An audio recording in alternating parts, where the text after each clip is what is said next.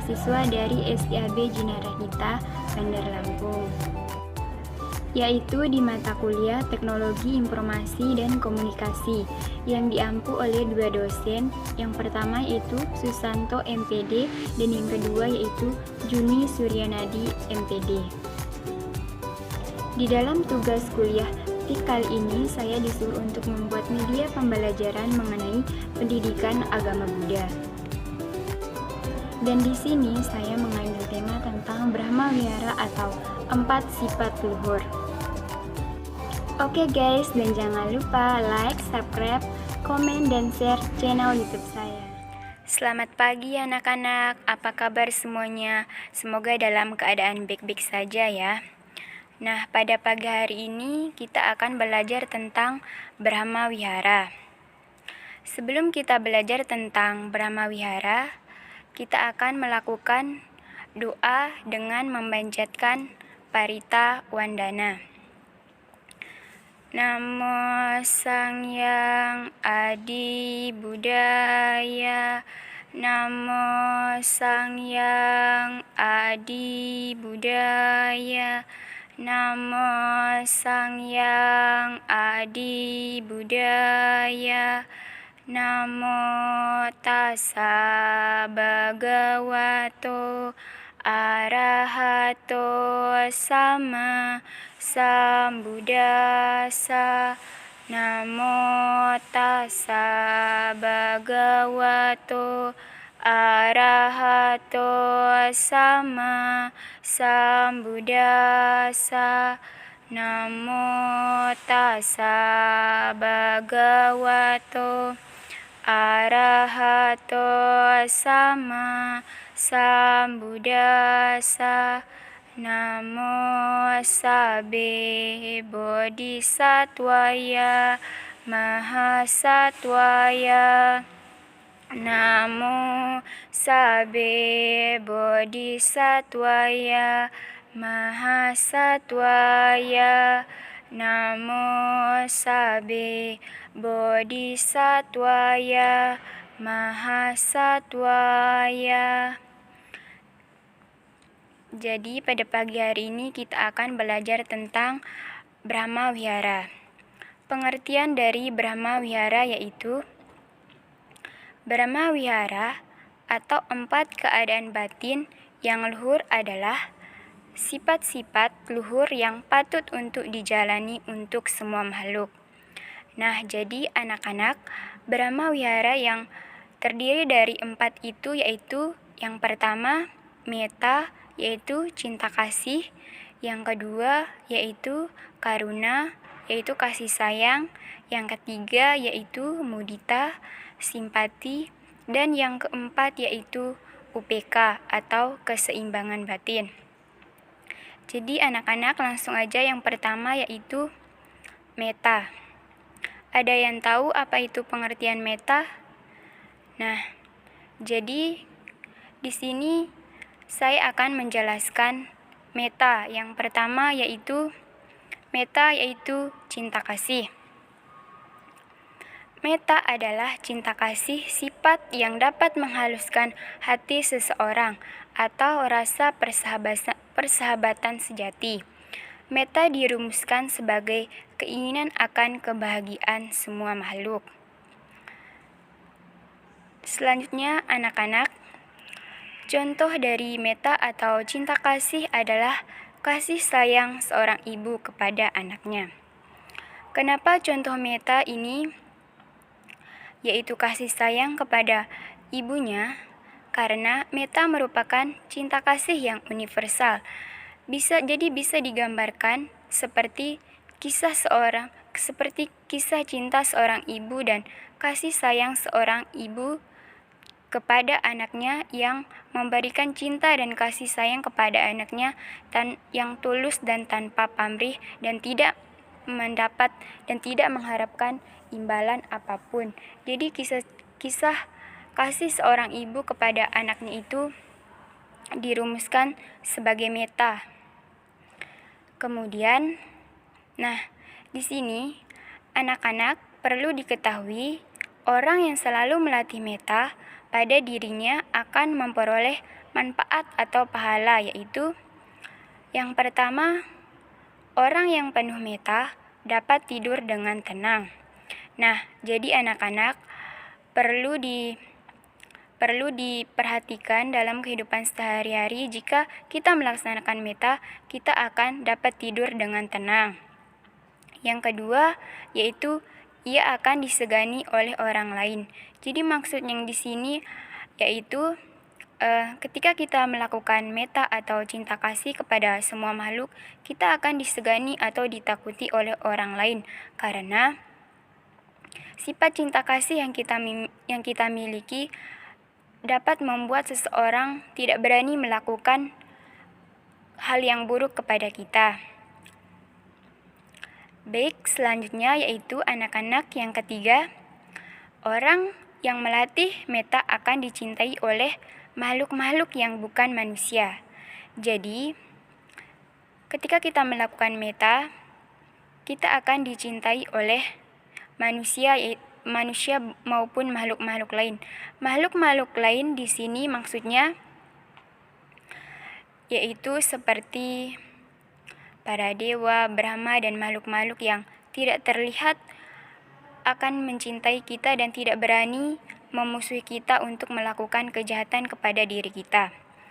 Yang keempat yaitu para dewa akan melindunginya karena kekuatan metanya. Jadi, ketika kita melakukan meta, para dewa akan melindungi kita karena kekuatan cinta kasih kita. Dan yang kelima yaitu anak-anak, orang yang penuh meta, pikirannya akan terpusatkan. Jadi anak-anak, ketika kita melakukan meta atau cinta kasih ini, pikiran kita akan terpusatkan pada satu objek. Misalnya, ketika ibu kita menyuruh kita mengambilkan garpu, jadi ketika kita fokus maka kita akan mengambilkan garpu. Kemudian kalau kita tidak fokus, kita malah mengambilkan gelas, bukannya garpu. Selanjutnya yaitu sifat luhur kedua yaitu anak-anak karuna. Karuna atau kasih sayang. Karuna adalah sesuatu yang dapat menggetarkan hati ke arah rasa kasihan bila mengetahui orang lain menderita. Selanjutnya anak-anak, contoh dari karuna atau kasih sayang yaitu ketika kita melihat hewan yang sedang terluka, kita harus menolongnya. Jadi anak-anak, contoh dari karuna ini yaitu misalnya anak-anak bertemu dengan hewan seperti kucing atau anjing di jalanan, kemudian anak-anak melihatnya sedang terluka, maka anak-anak harus menolongnya karena itu merupakan sifat dari karuna atau kasih sayang kita kepada semua makhluk. Selanjutnya yaitu anak-anak, manfaat melaksanakan karuna yaitu hati seseorang yang penuh kasih sayang adalah lebih halus daripada bunga. Ia tidak akan berhenti dan tidak akan puas sebelum dapat meringankan penderitaan orang lain. Jadi anak-anak, ketika anak-anak melakukan karuna atau kasih sayang, maka hati anak-anak akan lebih halus daripada bunga. Karena anak-anak tidak akan pernah berani untuk melukai perasaan seseorang atau hati seseorang dengan melaksanakan karuna. Nah, jadi yang ketiga yaitu mudita. Mudita atau simpati. Apa sih itu mudita anak-anak? Nah, jadi mudita atau rasa simpati adalah rasa ikut merasa bahagia melihat orang lain berbahagia atau perasaan gembira yang dapat menghilangkan rasa iri hati kita kepada orang lain.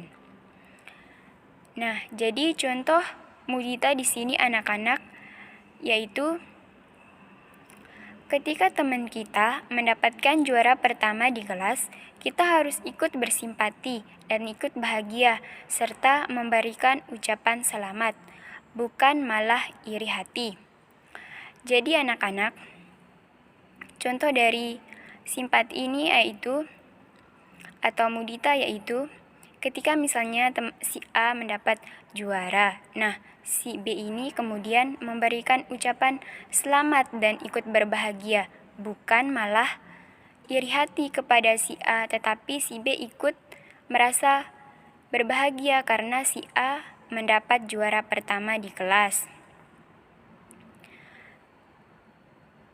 Yang selanjutnya yaitu manfaat melaksanakan mudita, yaitu dengan mengembangkan mudita dalam kehidupan sehari-hari, seseorang akan terbebas dari perasaan iri hati dan egois, justru merasa bahagia saat melihat orang lain bahagia. Jadi anak-anak, manfaat kita melakukan mudita atau simpati yaitu kita akan terbebas dari perasaan iri hati, egois, dan kita akan merasa bahagia ketika melihat orang lain bahagia. Jadi perasaan iri hati, egois dalam diri kita itu akan hilang ketika kita melaksanakan mudita atau simpati ini. Nah, anak-anak, yang sifat luhur yang keempat yaitu UPK atau batin seimbang. UPK merupakan keseimbangan batin, pertimbangan yang lurus, pertimbangan yang adil, dan tidak berat sebelah. Nah, perlu diketahui anak-anak, contoh dari UPK yaitu ketika merasa senang, jangan terlalu berlebihan, dan ketika merasa sedih, jangan terlalu sedih. Karena semua kondisi harus seimbang antara kebahagiaan dan penderitaan. Nah, jadi anak-anak, contoh dari UPK ini adalah ketika kita misalnya mendapat juara pertama di kelas, kita tidak boleh terlalu senang berlebihan. Nah, kemudian ketika kita mendapatkan nilai jelek, kita tidak boleh terlalu sedih. Karena semua kondisi yang kita alami itu harus seimbang antara kebahagiaan dan penderitaan kita. Selanjutnya yaitu manfaat melaksanakan UPK yaitu, nah, yang pertama, melepas depresi atau tekanan batin. Jadi, ketika kita melaksanakan UPK, maka kita bisa melepas depresi dan tekanan batin kita. Kita tidak akan mengalami depresi dan tekanan batin anak-anak ketika kita melakukan UPK. Yang kedua yaitu meningkatkan kepuasan batin. Jadi, maksudnya di sini yaitu anak-anak, ketika kita melaksanakan meta, maka batin kita akan puas, kita tidak merasa sedih lagi, kita merasa semuanya itu bahagia ketika kita melakukan UPK. Yang ketiga yaitu anak-anak memberikan perasaan bahagia. Jadi anak-anak, ketika kita melaksanakan UPK, kita akan merasa bahagia dan kita tidak akan merasa sedih lagi. Yang keempat yaitu meningkatkan kesabaran. Nah, maksudnya di sini anak-anak, ketika kita melaksanakan UPK, kita akan memiliki kesabaran yang lebih.